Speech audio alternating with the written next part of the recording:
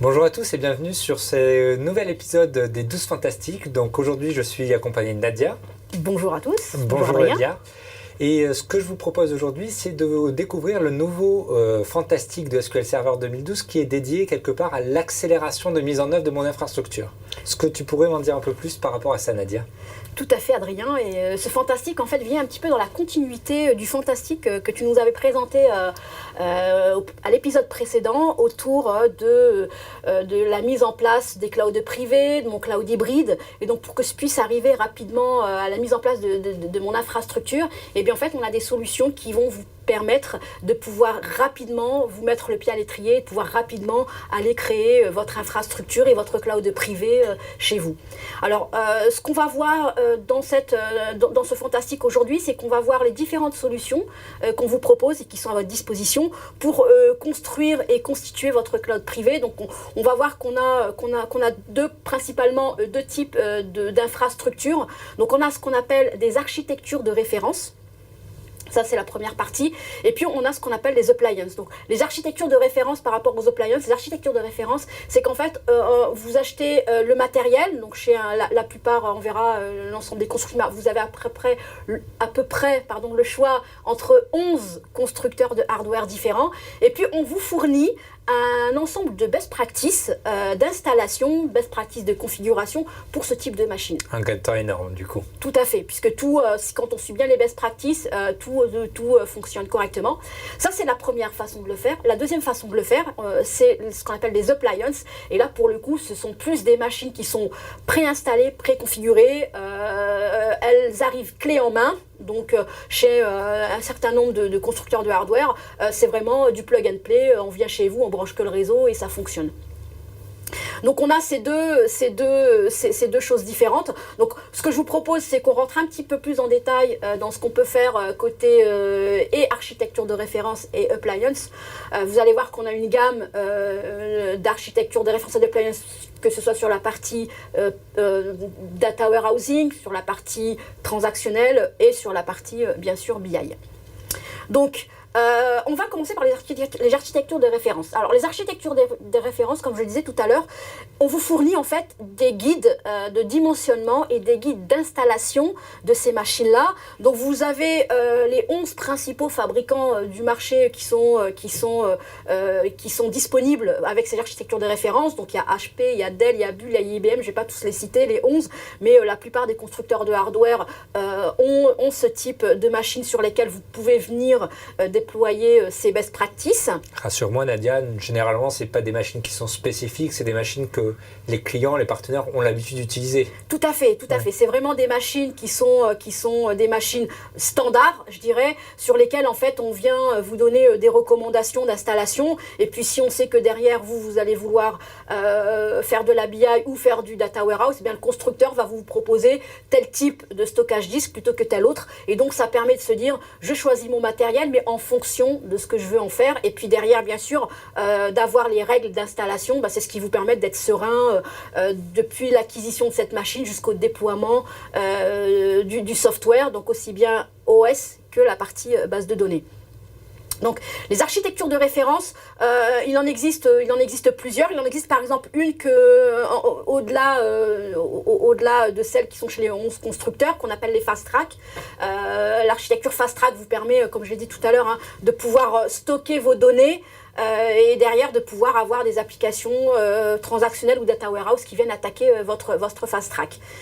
Donc ça, chez les 11 constructeurs hardware dont je vous ai parlé tout à l'heure, chez HP, il y a des architectures de référence un peu plus spécialisées. Donc, par exemple, chez HP, il existe une architecture de référence pour faire de la consolidation de serveurs, c'est-à-dire que c'est une appliance qui va vous permettre, qui vient en fait embarquer avec tout ce qu'il faut pour faire de la consolidation d'infrastructures SQL Server. Donc, elle vient à base de System Center et d'Hyper-V, parce que du coup, en fait, ça va vous permettre de faire des demandes de machines virtuelles à la volée et derrière de consolider votre infrastructure physique SQL Server dans une infrastructure virtualisée. Très bien. Donc du coup, ça permet d'avoir une mécanique complète pour faire de la consolidation de serveurs. Et puis, pour la partie transactionnelle, OLTP, il existe aussi une architecture de référence chez HP qui va vous permettre en fait de aussi installer au mieux votre machine pour qu'elle soit prête pour du transactionnel. D'accord, merci. Et sur la côté appliance, parce qu'en plus j'ai entendu dire qu'il y avait quelques nouveautés qui sont sorties, donc je suis assez friand d'informations pour le coup. Tout à fait. Alors sur les appliances, il existe, alors déjà au niveau de l'appliance par rapport à l'architecture de référence, Oui. pour bien le positionner, parce que c'est souvent une question que les clients se posent, est-ce que je vais plutôt sur une architecture de référence ou une appliance? L'intérêt de l'appliance, c'est que là, comme je vous l'ai dit tout à l'heure, c'est du plug and play, c'est une machine clé en main, c'est comme si vous achetiez une maison clé en main, elle est meublée, elle contient tout ce qu'il faut dedans, vous avez juste à venir vous installer. L'appliance, c'est pareil, elle est toute préinstallée, vous avez juste qu'à venir installer vos données par-dessus. Donc, elle est réglée, elle est testée, elle est optimisée par rapport à votre besoin de données, donc par rapport à la volumétrie de données que vous allez vouloir stocker, et bien vous allez avoir une appliance par rapport à votre volumétrie. Si vous avez des besoins de nombre de transactions par seconde, et bien vous allez avoir une appliance qui va être optimisée par rapport à vos besoins transactionnels. Donc, du coup, ça permet vraiment d'avoir une appliance, mais un peu custom par rapport à ce que j'ai envie d'avoir et par rapport à mon fonctionnement. D'accord. Du coup, c'est un peu comme tu disais, comme sur une maison, le temps où les architectes vont passer à penser à la maison ou penser à l'architecture de la machine, quelque part, il va être considérablement réduit. Oui, tout à fait. Ouais.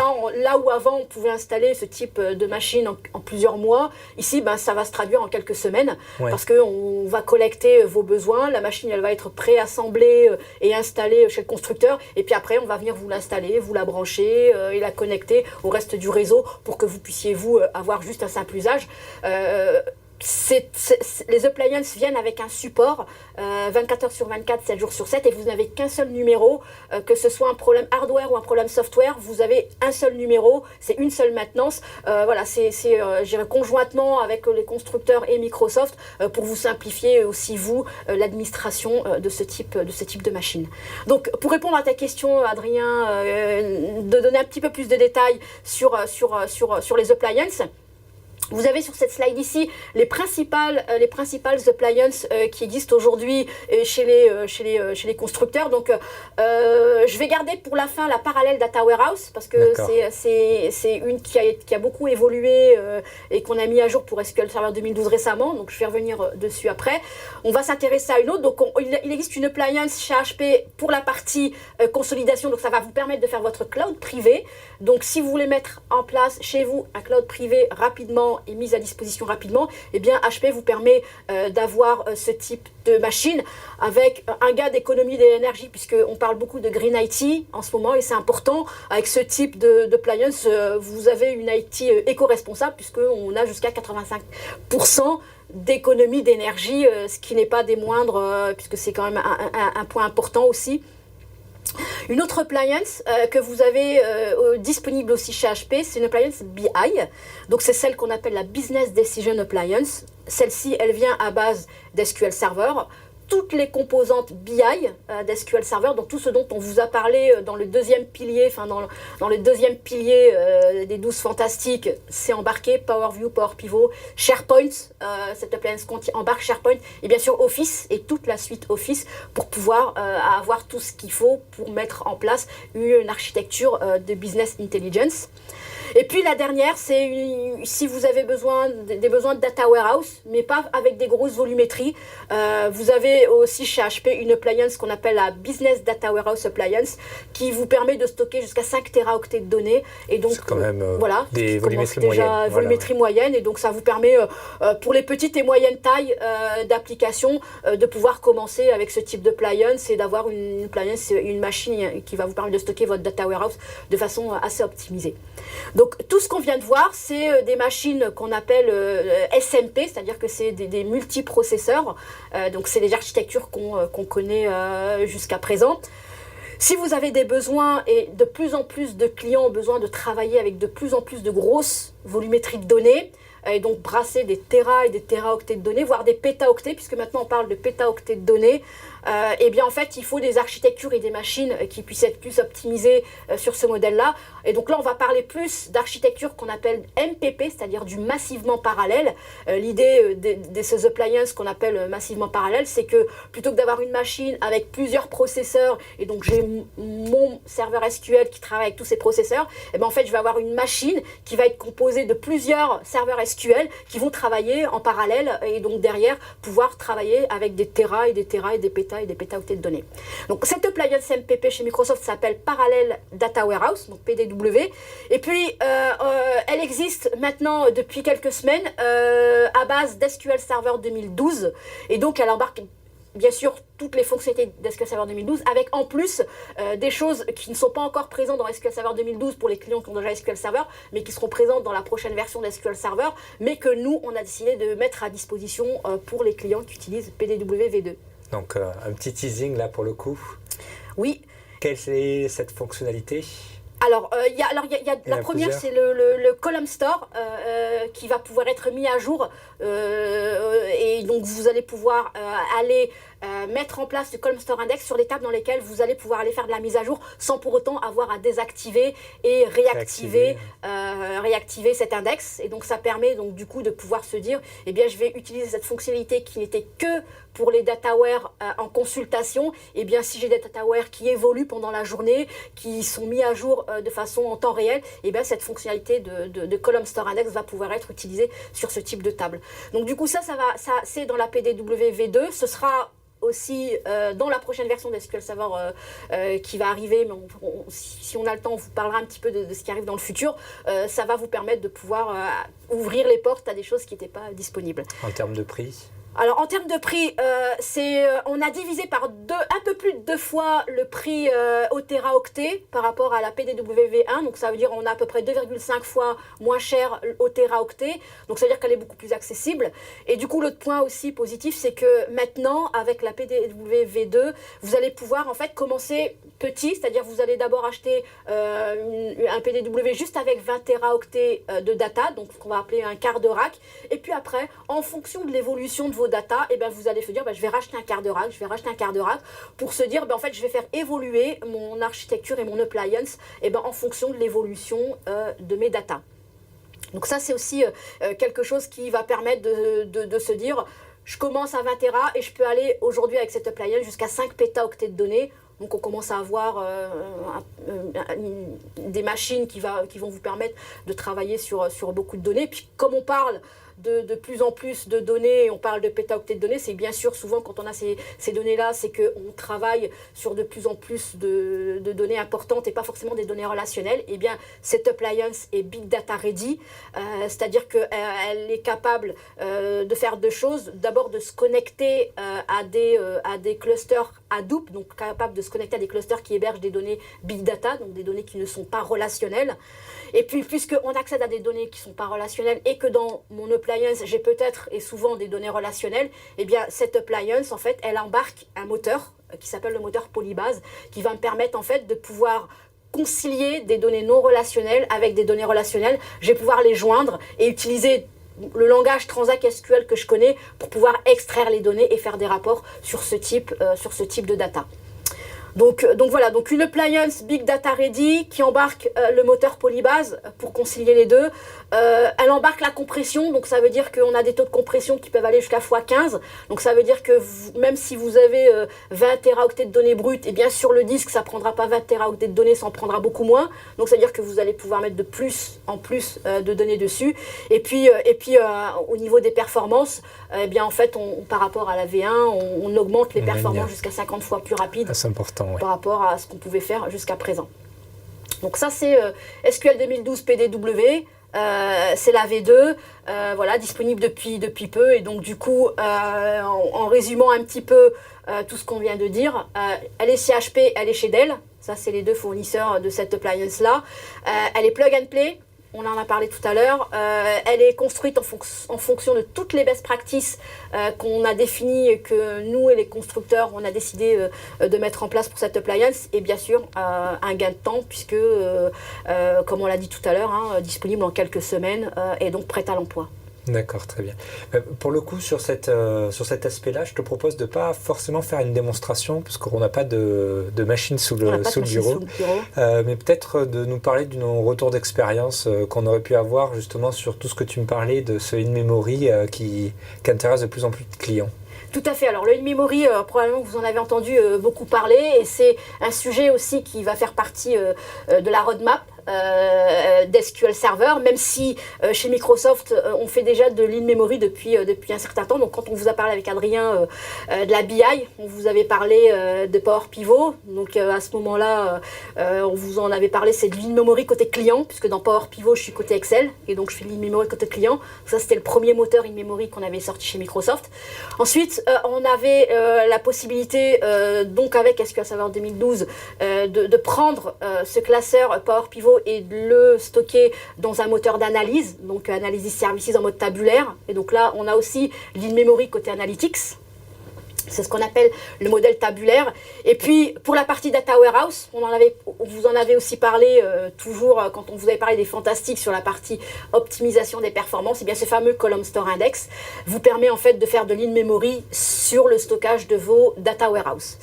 Donc, ça veut dire qu'on avait l'in-memory un peu partout, mais il nous manquait l'in-memory sur la partie transactionnelle. Donc sur la partie OLTP, et c'est ce qui va venir dans la prochaine version d'SQL Server.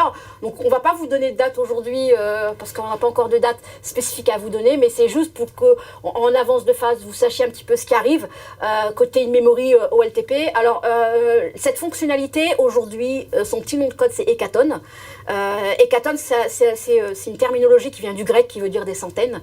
Donc du coup, notre objectif, c'est de se dire, je vais accélérer, je vais optimiser mes requêtes par 10, 50 jusqu'à aller parfois 100 au niveau des applications. Et donc, ce que va vous permettre de faire Hécaton, en fait, c'est que ça va vous permettre de faire de l'in-memory sur vos applications transactionnelles. Donc, en gros, ça va me permettre de choisir un certain nombre d'objets et de pouvoir me les mettre in-memory. Alors, pourquoi on fait de l'in-memory maintenant et pourquoi on n'en a pas fait avant? Il y a beaucoup d'applications, et maintenant de plus en plus d'applications. Si je prends par exemple une application web, là où avant on pouvait avoir que les personnes de l'entreprise qui se connectaient à mon application web, eh bien j'avais pas forcément des millions et des millions d'utilisateurs qui pouvaient s'y connecter. Maintenant, tout le monde est équipé d'Internet, tout le monde a un smartphone, tout le monde a une tablette. Ça veut dire que potentiellement une application web peut avoir des millions, voire des milliards d'utilisateurs simultanés. Et donc, sur ce type d'application, j'ai besoin de faire de plus en plus de lectures simultanées. Et on en est arrivé à un goulet d'étranglement qui est celui du disque, puisque aujourd'hui, les disques arrivent à une limite, et c'est les constructeurs de disques qui nous disent qu'aujourd'hui, le disque le plus rapide qu'on peut utiliser, ce sont des disques qui vont jusqu'à 15 000 tours minute au maximum, donc ce qui est déjà assez rapide, mais pour certaines applications, quand je dois lire beaucoup, et que beaucoup de personnes en même temps doivent lire, et bien peut-être que 15 000 tours minute n'était pas suffisant.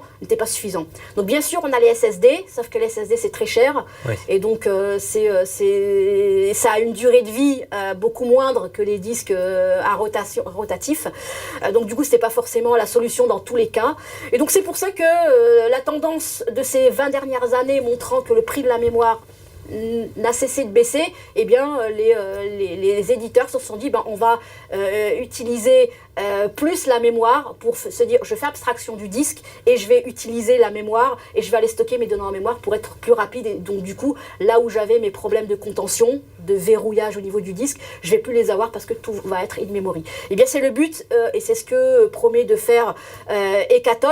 Et c'est ce qui fait déjà Hécaton, puisque pour vous donner un exemple concret, il y a déjà des clients qui ont testé Hécaton, même si c'est prévu dans la prochaine version. Chez Microsoft, on travaille sur ce projet-là depuis 2009, donc ça fait maintenant 3 ans que les développeurs SQL Server travaillent sur Hécaton. Et pour vous donner un exemple concret d'usage d'Hécaton, on va prendre comme exemple Bwin, qui est la plus grosse plateforme de paris en ligne. Et Bwin, c'est plus de 120 téraoctets de données, c'est des billions de transactions base de données par jour, donc beaucoup de volumétrie, des millions d'utilisateurs simultanés. Là, il y a de plus en plus de personnes qui parient en ligne. C'est une plateforme worldwide, donc ça veut dire que c'est du H24, c'est du 7 jours sur 7, 24 heures sur 24. Cette plateforme ne peut pas tomber. Et puis Bwin, ils étaient arrivés à un moment donné où dès qu'ils arrivaient à 15 000 requêtes par seconde, eh bien, ils ne pouvaient plus du tout accepter de nouveaux parieurs. Donc pour eux, c'était embêtant, parce que ça se traduisait par plus de nouveaux parieurs. Pour eux, c'est comme s'il y avait un arrêt de production, alors qu'en fait, les millions de parieurs qui étaient en train de parier en ligne, continuaient, eux, à parier et à pouvoir consulter les vidéos, parier, regarder le site. Donc pour eux, c'était problématique. Donc du coup, Bwin, ça a été une bonne application pour vérifier les capacités d'Hekaton, et donc ils ont testé Hekaton dans sa toute première version. Et puis au mois de novembre, ils ont annoncé les résultats. Donc au mois de novembre 2012, ils ont annoncé les résultats qu'ils ont eu avec cette technologie-là. Et puis grâce à Hekaton, ils ont pu passer de 15 000 requêtes secondes à 250 000 requêtes secondes. Donc ça veut dire qu'ils ont fait quasiment du x15, même un peu plus que x15. Là où eux nous avaient demandé, nous du x2 ça nous suffirait, donc 30 000 requêtes secondes nous suffirait. Et finalement, ils sont à 250 000 requêtes secondes. Donc tout ça, juste en utilisant Hekaton, en utilisant cette technologie in-memory côté OLTP, donc permet d'avoir toutes ces performances qui permettent en fait d'enlever les barrières qu'on pouvait avoir préalablement avec les disques. D'accord, merci Nadia. Je pense que sur cette fantastique-là, ça va donner, enfin en tout cas sur cette fonctionnalité, ça va donner pas mal de projets pour nos futurs clients et pour les clients actuels. Donc aujourd'hui, très bien, on avait vu les 2 fantastiques consacrés à la montée en charge et consacrés à la mise en œuvre rapide. Ce que je te propose, c'est il nous en reste encore 2. Dans le prochain épisode, on va se consacrer à tout ce qui est outils de productivité pour être vraiment plus productif et plus efficace avec SQL Server. Tout à fait. Donc merci beaucoup Nadia. Merci Adrien. Et restez connectés pour le prochain épisode. Au revoir à tous, à bientôt.